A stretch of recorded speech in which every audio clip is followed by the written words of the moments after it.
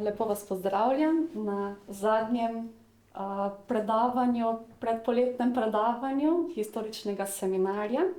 Med nami pozdravljamo današnjega predavatelja, doktorja Eluda Dudaša, izrednega profesorja na oddelku za slovansko filologijo na Filozofski fakulteti Univerze Laurent Eötvös v Budimpešti. Na tej univerzi je študiral slovenščino in hrvaščino ter leta 2015 doktoriral s tezo o madžarskih sposojenkah v prekmurskem knjižnem jeziku pri mentorici, profesorici doktorici Mariji Bajzek-Lukač. Po slovenski jezikoslovni znanosti ga poznamo po več razpravah o pisavi in črkopisu, o prekmurskih, kajkavskih in tudi gradiščansko-hrvaških starejših tiskih. Bil je prvi, ki je utemeljil pojem prekmurskega črkopisa namesto dotedanjega termina ogrski oziroma madžarski črkopis. Glavnino njegovega raziskovalnega dela obsegajo razprave o prevzetih madžarskih besedah v knjižni prekmurščini. Ukvarjal se je na primer z vprašanjem, kako so prekmurski pisci morfonološko in tudi oblikotvorno ter besedotvorno prilagajali te madžarske besede prekmurskemu jeziku. Napisal je tudi več razprav o Martjanski pesmarici, to je najstarejši prekmursko-kajkavski pesniški rokopis iz 17. stoletja. V zadnjem času pa se ukvarja tudi s hrvaškimi narečji na madžarskem, zbiranjem krajevnih imen in preučevanjem njihovega izvora, s tako imenovano toponomastiko, torej s hrvaškimi krajevnimi imeni na madžarskem. Prav tako se ukvarja tudi s sodobnim jezikovnim stanjem v Črni gori. Med njegova največja dela sodi Sorodništvo velikega madžarsko-slovenskega slovarja ter dve monografiji. Prva je izšla leta 2023 in je naslovljena Od povesti jezika do jezične politike, in pa druga knjiga, ki jo imam tukaj v roki, je naslovljena, torej izšla leta 2024, pred 2 letoma, in je naslovljena kot Nemeški kinč, Magyar Hódás, o murovideki Szlovén irodalmi nyelvben. Torej že v naslovu te knjige lahko najdete dve madžarski sposojenki, ki sta se pogosto uporabljali v prekmurskih besedilih. Prva je nemeški, torej nemeš pomeni plemič, torej nemeški je plemiški oziroma plemeniti, plemeniti v tem primeru, in pa kinč. Kinč označuje nekaj dragocenega, lahko je to zaklad, okras in celo nakit. Torej bi prevedli ta naslov v knjižno slovenščino kot plemeniti zaklad. Sedaj pa vabim predavatelja, da nam v svojem predavanju pove kaj več o teh madžarskih besedah v knjižni prekmurščini. Izvolite. Najlepša hvala. Najlepša hvala za to lepo predstavitev. Niti sam se ne zavedam, s čim sem se že ukvarjal. No, s šalo stran. Najlepša hvala. Zelo lepo vas pozdravljam, spoštovane dame in gospodje, spoštovane kolegice in kolegi. Meni je res zelo velika čast, da sem danes lahko tukaj, in takoj na začetku bi se rad zahvalil dvema osebama. Najprej kolegici doktorici Nini Dittmeier Prando, ki me je predlagala za predavatelja na tem historičnem seminarju, nato pa kolegici doktorici Moniki Teželah-Trojer, ki pa mi je vse omogočila in organizirala, da sem danes lahko tukaj. Torej, velika vam hvala, vama hvala še enkrat. In kakor je bilo najavljeno, zdaj pa bom govoril o nekih madžarsko-slovenskih jezikovnih stikih v preteklosti. To pa je naslov, ne. Drugače, ja, tega sem pozabil. Upam, da bo moja slovenščina kar v redu za to predavanje. Upam, da bo šlo nekako. No, kar pa moram takoj reči, ne, da ta tema me je mikala že od zdavnaj, če lahko pravim tako. Preden tega, da bi se pred 20 leti začel študij slovenistike in kroatistike v Budimpešti. In sicer okrog leta 2000 sem bil prvič v Sloveniji, in sicer v Lipovcih v Prekmurju. In tam pa sem slišal, da bomo jedli nek bograč ali kaj takega. No, bograč pa je kotel v madžarščini, ne, torej to se mi je zdelo malo čudno, ne, bomo pojedli tisti kotel, ne, pa kaj pa bo. No, potem pa se je pokazalo, ne, da gre za zelo dobro jed, ne pa za kotel, ne, kotla pa ni bilo treba pojesti.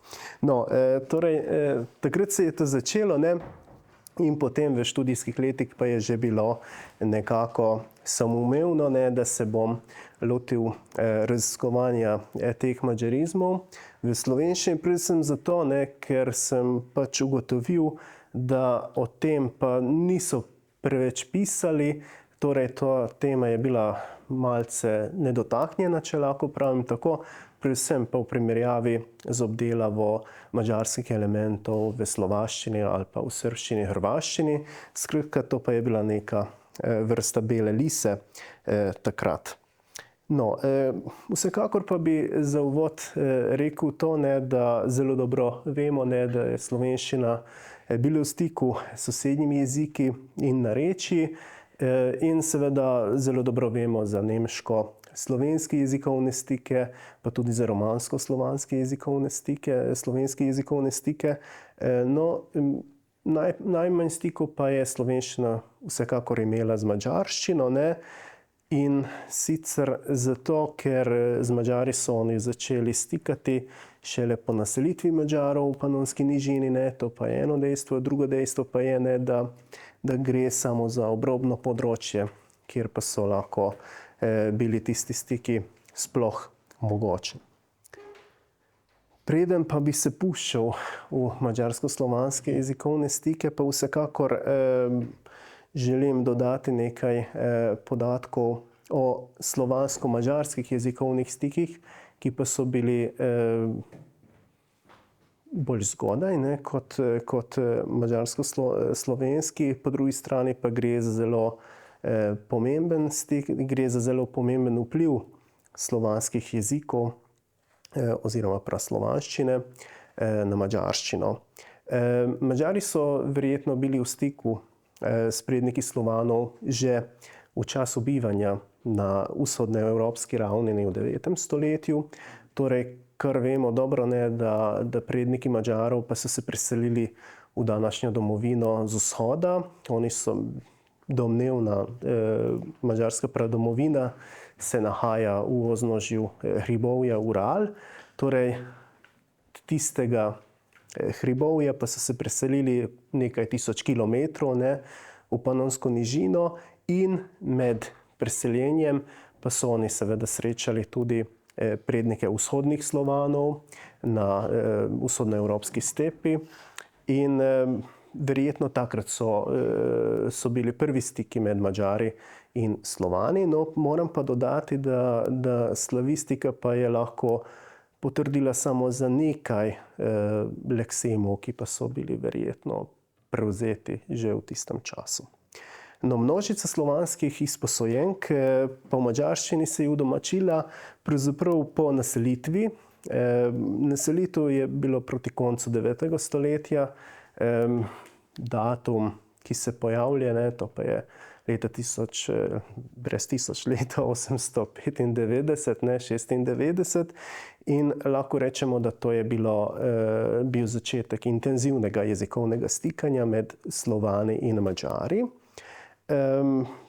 In lahko pravimo, ne, da to stikanje traja do dandanes, ne, saj Madžari so od naselitve na nek način vedno v stiku s slovanskimi narodi.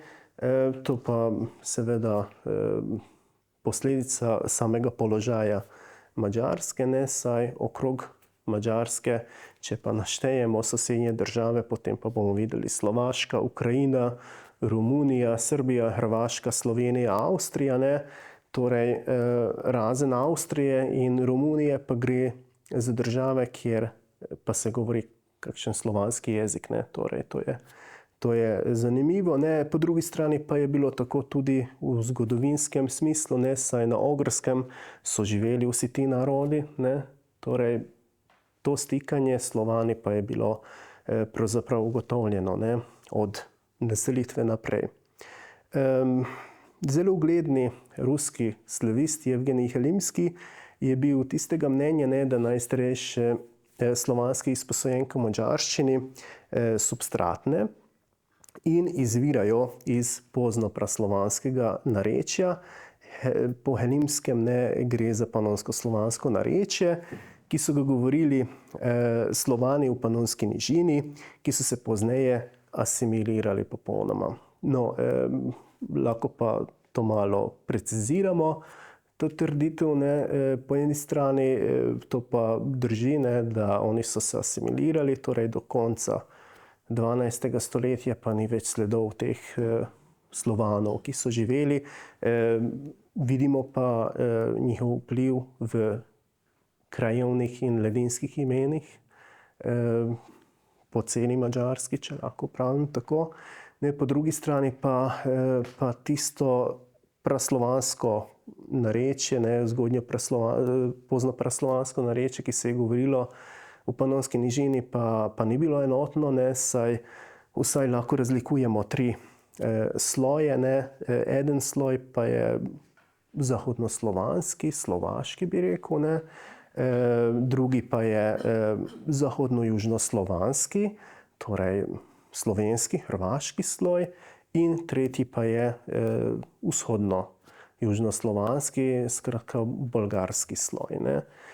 Ker drugače pa ne bi lahko mogli objasniti, zakaj pa imamo medje in meždje, ne. Torej, ista beseda, ne, medja, ne, praslovanska medja, in po eni strani imamo medje, ne, po drugi pa meždje, ne. Torej, gre za tiste glasoslovne premene, ne, ki pa so se zvršile ali po eni strani v zahodno-južnoslovanskem narečju, po drugi strani pa v vzhodnoslovanskem narečju. No, vsekakor pa vam lahko predlagam v branje prispevek profesorja Andraša Zoltana, ki pa je napisal o teh zgodnjih slovansko-madžarskih jezikovnih stikih za zbornik Slavističnega društva Slovenije pred 5 leti. Jaz sem imel čas, da sem lahko prevedel tale prispevek v slovenščino, uredil pa ga je kolega Šekli takrat. Kar pa je zanimivo, ne, torej od naselitve, jaz bi rekel, da do 12. stoletja, do okrepitve ogrske ali madžarske fevdalne države, pa je bilo to stikanje enosmerno, torej slovanski jeziki, slovanska narečja so vplivala na madžarščino, ampak potem je prišlo do preobrata, torej to vidimo, da z okrepitvijo ogrske fevdalne države je madžarščina začela na nek način vplivati, silno ali nesilno, ne, to pa je vprašanje, seveda tukaj verjetno gre tudi za silno vplivanje na vse slovanske jezike, ne, in vsa slovanska narečja na ogrskem, razumljivo, ne, saj to pa je bilo tako. No, poenostavljeno, ne, slovaščina, seveda vem, ne, da v tem času še ne moremo govoriti o slovaščini, ampak tako je bolj poenostavljeno. Rusinščina ali pa vzhodna ukrajinščina, hrvaščina in slovenščina, seveda tukaj gre za takratno stanje, ne za knjižne jezike, seveda. Tukaj na zemljevidu pa vidite to, kako pa je bilo v 11. stoletju na Ogrskem. Torej, imamo različne barve, ne. Jaz pa bi rekel, da tukaj na središnjem delu pa vidimo, da tam so živeli Madžari, in potem pa vidite tisto bolj malo temnejše barve. Ne vem, katera barva je to, jaz nisem nek ekspert za barve, ampak Bordo, dobro, najlepša hvala. No, to pa označuje tisto območje, kjer pa so živeli mešano Madžari in neki Slovani, ne. Potem pa, to vem, da to je modra barva, ne, modra barva pa označuje Slovane, ne. In potem jaz bi rekel, rumena barva, ne, pa označuje tista področja, kjer pa so bili kakšni Nemci, ne, plus Slovani, ne. Torej, vidimo to, da na obrobnih delih te Ogrske pa je bilo absolutno mešano, ne. In tudi tam okrog tistega središčnega dela, ki pa je bilo, jaz bi rekel, ne, narodnostno enotno Madžarska, pa je prav tako, ampak tam pa Madžari in Slovani. Torej, to je bilo tako, ne, v 11. stoletju. In potem pa pridemo do madžarsko-slovenskih jezikovnih stikov, ki pa je tema tega predavanja. In jaz pa bi takoj na začetku rekel, ne, da ti jezikovni stiki pa so izjemno zanimivi zato, ker gre za dva genetsko in tipološko različna jezika, ne. Torej, to po eni strani pa imamo slovenščino, ki pa je indoevropski jezik in fleksijski jezik, ne, po drugi strani pa imamo madžarščino, ki pa je uralski jezik in aglutinacijski jezik, ne. In tukaj pa je seveda poudarek na tipoloških razlikah, ne. Saj genetskih razlik pa ni tako pomembno, ne. Pomembne pa so tipološke razlike, ne. Saj, če pride neka beseda v katerikoli jezik, ne, lahko pa pride iz slovenske smeri v madžarščino ali pa iz madžarske smeri v slovenščino, potem pa se mora prilagoditi, ne, glasoslovno, oblikoslovno, skladenjsko, pomenoslovno in tako naprej, ne.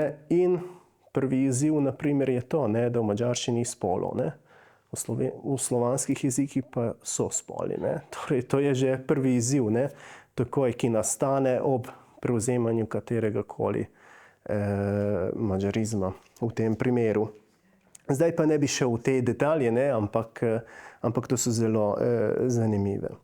No, vsekakor pa lahko ugotovimo, da prizorišče teh madžarsko-slovenskih jezikovnih stikov pa je bilo Prekmurje, ki pa je sicer proti koncu 11. stoletja postalo del madžarskega obrambnega pasu, to se pravi v madžarščini Jepü. No, ta obrambni pas je bil okrog cele Ogrske in prebivalci, ki pa so bivali tam, so bili na nek način stražarji, bi rekel tako, ne, in oni so morali braniti Ogrsko od tujih napadov. In to funkcijo pa lahko potrdijo tudi madžarska krajevna imena kot Őrség, ne, stražna krajina, ali pa mi za gradišče, za Burgenland pravimo v madžarščini Őrvidék, ne, to pa je spet ta Őr, ne, stražar, ne, je tem. No, seveda to, da je Prekmurje postalo del Ogrske, to je pomenilo hkrati tudi to, ne, da je šlo pod ogrsko, madžarsko državno in cerkveno upravo, ne.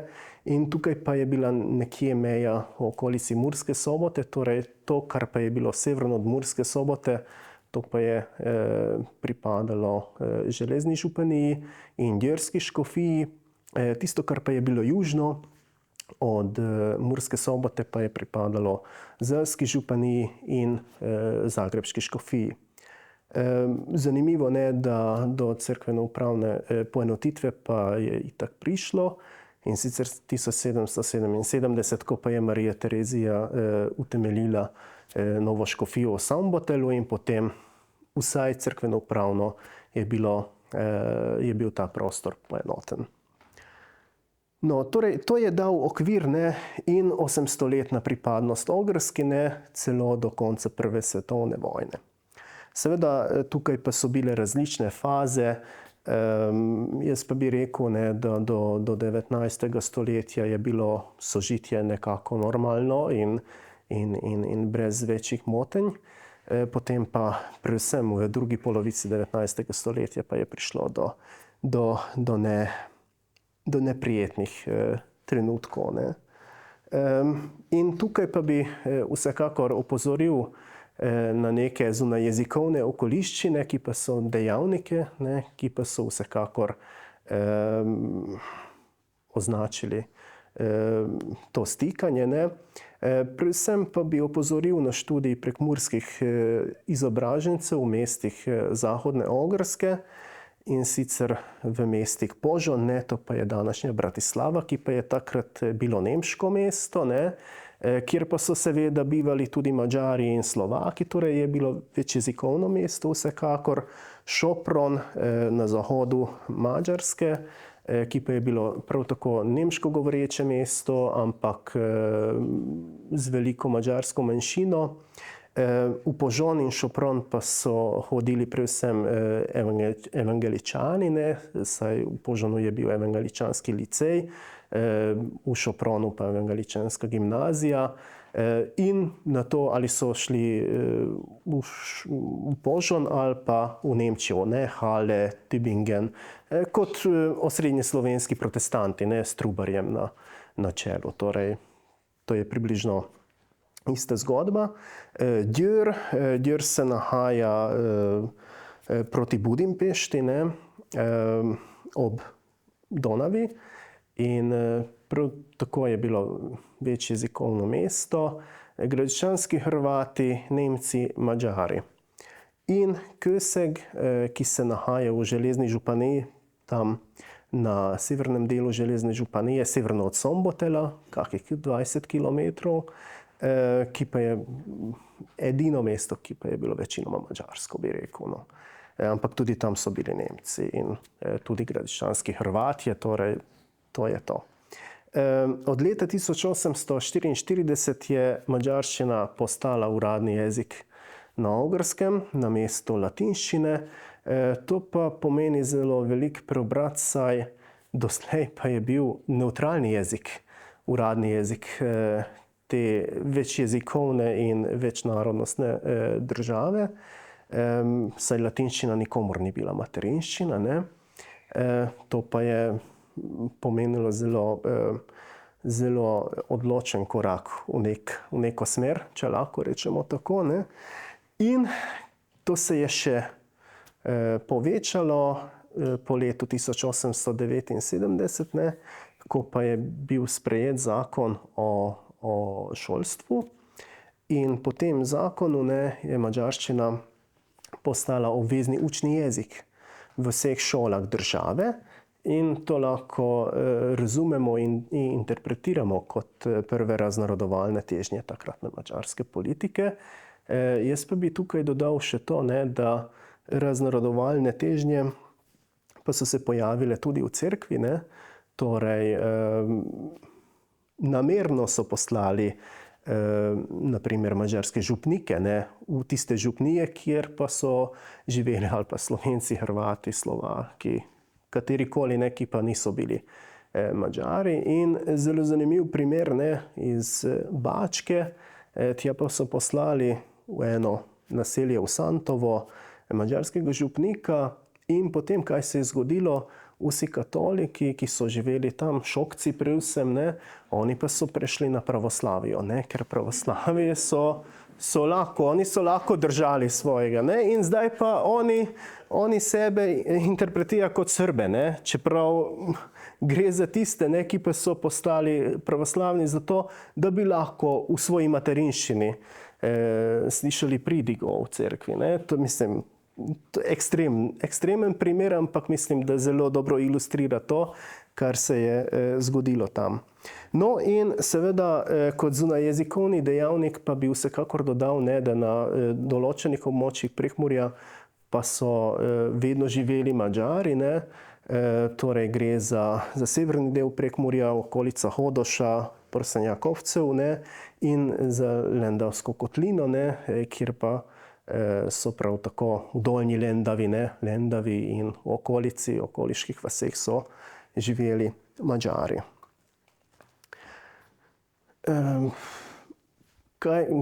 Plodovi teh jezikovnih stikov pa so vsekakor madžarizmi oziroma madžarski kalki, ki pa so nastali. Madžarizem pa definira nova izdaja SSKJ tako: element madžarščine v kakem drugem jeziku, mislim, da to je zelo kompaktna in jasna definicija, kaj pa to pomeni. Kalk pa je seveda beseda ali besedna zveza, ki je nastala z dobesednim prevodom sestavin istopomenske tuje besede. To beremo v SSKJ 2, čeprav mislim, da ta definicija pa je prevzeta od profesorja Toporišiča iz Enciklopedije slovenskega jezika, če se prav spomnim. Torej, če pa govorimo o konkretnih plodovih madžarskega jezikovnega vpliva, potem pa po eni strani lahko mislimo na madžarizme, po drugi strani pa lahko mislimo na kalke. Za lažjo razumevanje vsega tega pa sem sestavil to preglednico. V 2 stolpcih pa vidite madžarizmi ali madžarski kalki, v vrstah pa so različne kategorije. Prekmurski knjižni jezik sem stavil na prvo mesto, ker tam pa je itak največ teh oziroma največ sledov tega madžarskega jezikovnega vpliva, bodisi če mislim na madžarizme in bodisi če mislim na madžarske kalke. Potem sodobno prekmursko narečje sem stavil na drugo mesto, ker seveda to je podedovalo zelo veliko od tega, kar je bilo v knjižni prekmurščini. Tukaj pa sem dal plus in minus pri madžarskih kalkih, saj pri teh glagolskih kalkih gor pisati, dol sest, pa ne moremo se odločiti, ali gre za nemški kalk ali pa za madžarski kalk. Torej, to je tako, ali so ali niso. Sodobno porabsko narečje, čeprav se zavedam, da gre za isto narečje, ampak zaradi sociolingvističnih razlogov pa sem vsekakor hotel posebno staviti, saj porabščina pa je v vsakodnevnem stiku in pod močnim vplivom madžarščine, torej tam pa je to jezikovno stikanje šla veliko korakov naprej, od tega, kako je na ozemlju Republike Slovenije, če lahko pravim tako. Torej, jaz sem to stavil kot posebno kategorijo in seveda tam ob madžarizmih, ki pa jih je zelo veliko, predvsem zaradi tega sodobnega besedja, pa je zelo razvidni so tudi madžarski kalki, ne samo tisti glagolski kalki, tisti klasični, ampak cele strukture, konstrukcije, skladenjske vzorce, torej to pa je absolutno zlata jama teh jezikovnih stikov, čeprav lahko bi rekli, da to pa je zaradi sociolingvistike, pa bi lahko govorili o tem nekako drugače in bi jih lahko interpretirali kot interference, ne pa kot plonove jezikovnega stika. Oziroma tudi to so plonovi jezikovnega stikanja, ampak gre vsekakor za neko drugo raven. In slovenski knjižni jezik, v katerem pa je vsekakor nekaj deset teh madžarizmov, madžarskih kalkov pa ni. Ampak glede na to, da smo na historičnem seminarju in da sem obljubil v naslovu predavanja, da bo v preteklosti, jaz pa bi vsekakor izpostavil in poudaril, da v prvi slovenski knjigi, v Trubarjevem katekizmu, že najdemo prvi madžarizem, in sicer samostalnik Betež. Inu hti ženi pravi, jest hočo tebi dosti, reve dati kadar bos, nošeča, z Betežom boš rodila te otroke in v tvoja volja bo tvojemu možu podvržena. Betež, ki pa po slovarju slovenskega knjižnega jezika 16. stoletja pa lahko ima celo 3 pomene. Prvi pomen je občutek telesnega in ali duševnega trpljenja, skratka bolečina. V tem primeru verjetno gre za bolečino. Drugi pomen pa, kar povzroča, da je življenje komu bolj neprijetno ali hudo, torej težava, tegoba. In tretji pomen pa motnje v razvoju ali delovanju organa ali celotnega organizma, skratka bolezen. Kar pa je zelo zanimivo, da ta samostalnik v 16. stoletju ima čez 200 pojavitev in sicer v 30 delih, kar pa priča o tem, ne, da ta beseda pa je bila absolutno del takratnega osrednjeslovenskega besedja. Malo sem poskusil rekonstruirati pot, življenjsko pot tega samostalnika v Megiserjevem slovarju, v slovarjih, ne, pa je vključen, potem pa pri Kastelcu in Vorencu prav tako najdemo latinsko-slovenski, ne, pri očetu Hipolitu, pri Pohlinu in potem, kar pa je zelo zanimivo, ne, druga polovica 19. stoletja, purizem, ne, in kaj se je zgodilo v Pleteršnikovem slovarju, torej proti koncu 19. stoletja pa je že tako ogrsko.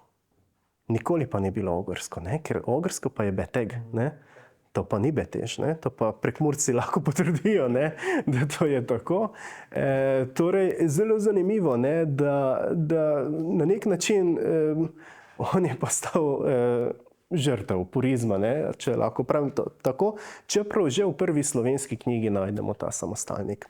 No, po drugi strani pa zanimivo, ne? Betežen pridevnik, torej izpeljanka iz tega samostalnika, ki pa je dandanes tudi v knjižnem jeziku obstaja kot onemogel, slab, ne, v tem pomenu, ne.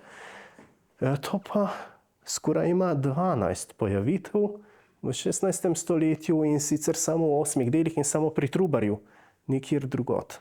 Torej, prva pojavitev je v prevodu prvega dela tistega Novega testamenta. On je bil njih veliko ozdravil, tako da so vši ti, kjer so betežni bili,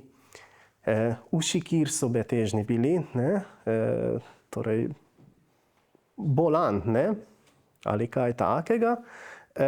In zanimivo, ne, da pri Megiserju vidimo, najdemo ta pridevnik, potem v Kastelcu, Vorencu, ne, in potem v Pohlinu in potem pri Pleteršniku pa že, to pa je že knjižna slovenščina. Ni pa vzhodna ali ogrska ali kaj takega, ne, kot je dobil kvalifikator betež, ne. Zanimivo, ne, in na nek način to pa je, jaz bi rekel tako, ne, tisti, ki pa so normirali knjižni jezik, ne, za eno besedo so rekli ne, za drugo pa so rekli ja, lahko pride v poštev, no. Malo je zanimivo, ne, da je usoda ene besede lahko je odvisno od takšnih odločitev. No, vsekakor pa je največ teh madžarizmov v prekmurskem knjižnem jeziku. In jaz pa bi rekel, ne, da to pa je bila tista tema, ki pa me je spremljala zelo dolgo, od začetkov študijskih let, in sem sicer napisal tudi disertacijo pred dobrimi 13 leti o tem. In potem predlansko pa sem izdal tole knjigo Nemeški kinč, kar pa je kolegica Dietmar Prando zelo lepo prebrala tudi v madžarščini, torej madžarski jezikovni vpliv v prekmurskem knjižnem jeziku. No, dodal pa bi, da sem dodal neka nova poglavja, predvsem na primer o madžarskih kalkih, ki jih ni bilo v disertaciji. To pa je zaenkrat v madžarščini, torej lahko si vzamejo v roke žal samo tisti, ki pa obvladajo ta jezik, ampak načrtujem to, da bi to poslovenil na nek način in bi to razširil za cel slovenski jezikovni prostor, torej bi vključil tudi Trubarja in 16. stoletje in tako naprej. No, kar pa je pomembno, ne, nekaj podatkov, ne, da število teh madžarizmov je okrog 300, plus, če upoštevamo tudi izpeljanke, ki pa so izvedene iz madžarskih osnov, je plus 300, torej okrog vse skupaj gre za 600 besed. To pa ni tako malo, niti ni tako veliko, ne, če bi lahko rekel, ne. Verjetno nemški jezikovni vpliv je bil precejšnji. na prekmurski knjižni jezik, kot naprimer madžarski. Absolutno pa dominirajo samostalniki in glagoli, manj pa je pridevnikov. Druge besedne vrste so prav redke, jaz pa bi rekel naprimer jezero, ki pa pomeni tisoč, jezero, gezero v sodobni prekmurščini, kakorkoli že. Ampak dodal pa bi, da ti madžarizmi pa so tvorili sestavni del prekmurskega besedja, knjižnega prekmurskega besedja. Nekatere pa so bile bolj posplošene, naprimer kejp ali beteg, betežen, tako naprej. Druge pa bolj redke ali pa so celo enkratnice, torej se pojavljajo samo pri enem prekmurskem piscu. So bili hapaksi, verjetno pisec si ni zapomnil druge besede, samo madžarske, saj nekateri prekmurski pisci pa so celo delovali v popolnoma madžarskem jezikovnem okolju. Tudi to moramo upoštevati, da oni so bili v vsakodnevnem stiku z madžarščino. Prinesel pa sem nekaj primerov, nekaj samostalnikov, akov, to pa je stara merska enota, bauta, to je trgovina, čeprav madžarsko to bi bilo bolt, torej gre za prevzem madžarskega dialektizma baut, to pa je tako, beteg, to smo že omenili, birov ali birov, džunđ ali djönj, sodobna madžarska beseda je djönj. Ta djönj pa je zanimiv, ker kaže na še prejšnjo fazo prevzema, ko pa je še bil bolj odprto, torej ü, in iz üja pa je ö. Hatar pomeni meja, kot državna meja. Drugi pomen je zelo zanimivo, to so njive, polje, senožeti okrog kraja, ki jih uporabljajo kmetje, gremo hatar. To pa, mislim, v tem pomenu pa je ta beseda znana ne samo v prekmurščini, ampak v hrvaščini, srbščini, slovaščini, torej vzhodni ukrajinščini, rusinščini. Torej, to je absolutno uspešna beseda. Kinč, zaklad. In kar pa je zanimivo, da nekateri madžarizmi pa so lahko živeli celo v več različicah. Pišpek, pušpek, pišpek.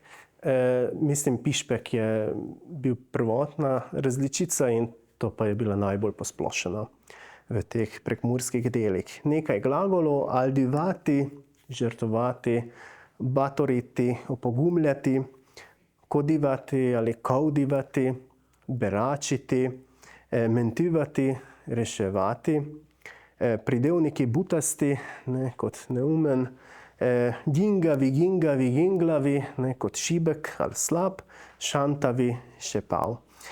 Torej, to je samo en kratek izbor za ilustracijo, da vidite. In potem seveda, če pa gremo naprej, potem pa sodobna prekmurščina oziroma sodobno prekmursko narečje je tiste, v katerem pa je še veliko teh madžarizmov. Žal pa moram reči, da o njihovem številu pa nimamo točnih podatkov. Naši viri pa so lahko narečni slovarji, ki pa so prav redki. Ta slovar beltinskega prekmurskega govora Franca Novaka je verjetno edini, ki pa je v tem smislu. Potem pa seveda najdemo še kakšno besedje, strokovno besedje o lončarstvu, o mizarstvu in tako naprej, ampak to so samo neke izolirane področja, torej ne gre za to. Kar pa je zanimivo, jaz sem prelistal tale slovar Franca Novaka, in kar pa me je presenetilo, da v njem pa sem naletel na madžarizme, ki jih v tiskanih knjigah sploh ni. Torej gre za vsakodnevno besedje, ki jih seveda v tiskanih knjigah ni, ker v tiskanih knjigah, kateri pa so bili, ali šlo za neko versko vsebino, ali pa šlo za učbenike, ali pa šlo za kaj takega. Ok, so bili tudi časopisi, koledarji, ampak tudi tista vsebina je bila kar jaz bi rekel omejena, ne, če lahko tematsko omejena, če lahko pravim tako. Torej, čez, ne, poljski čuvar. Tudi v sodobni madžarščini to pa je že zastarela beseda, ne, ali gad, kot vodni jez, ne, ali nasip, bi rekel jaz raje. Ravdaš, ne, to pa je naplačilo. Res ali ris, ne, delež poljskega delavca v žitu, no, tega pa ni več, ne, zdaj pa imamo kombajne, ne pa moških, ki pa delajo tam, ne. Ali tardjalaš, ne, to pa je kot zapuščinska razprava, ne. No, dodal pa bi, ne, da tudi gospod Novak se je še odrastel, ne, mislim, on je rojen takrat okrog leta 1900, torej še v času Avstro-Ogrske, ne, torej oni so verjetno še uporabljali, še slišal te besede, mislim, da ta tardjalaš to nikjer se ne reče tako. No, kar pa je zanimivo, ne, odkot pa bi lahko dobili ali izbrali neke te madžarizme.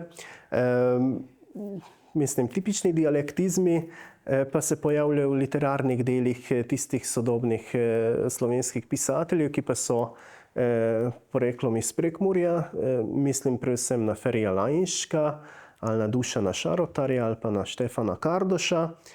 In ko berem njihova dela, ne, potem pa vedno najdem nekaj, čeprav to je napisano v knjižni slovenščini, ampak so neki dialogi so v prekmurščini, ne, in potem pa, mislim, približno pri vseh teh naštetih pisateljev pa bi lahko našli Bačine kot stric striček, ne, Birovija, sodišče, ali pa Kejp, slika, podoba, ali pa Neni, teta, tetica, torej gre za tiste, ki pa jih v Novakovem slovarju stare knjižne prekmurščine ni. Bači je in Birovija, Kejp, ampak Neni sploh ne. Čeprav gre za besedo, ki pa je absolutno vsakodnevna na prekmurskem prostoru, ne, če lahko pravim tako.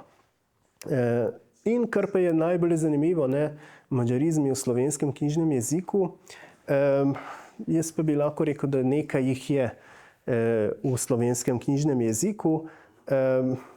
Nevtralne pa so betežen, bunda, čipka, golaž, gumb, kočija, lepinja, orjak in soba. No, dodal pa bi, ne, da za čipko, gumb, lepinjo in sobo pa slovenski etimološki slovar Marka Snoja pravi, da je prevzeto prek hrvaščine v slovenščino, torej to bi dodal. Ampak je zelo veliko stilsko zaznamovanih besed, ne. Slabšalne, butasti, hajduk, oproda, šantati, šantav. Te besede so vse iz SSKJ, torej da bo jasno, ne, da sem prelistal v celoti in zdaj pa sem še staro izdajo, ne, in zdaj pa sem to primerjal na Franu z novo.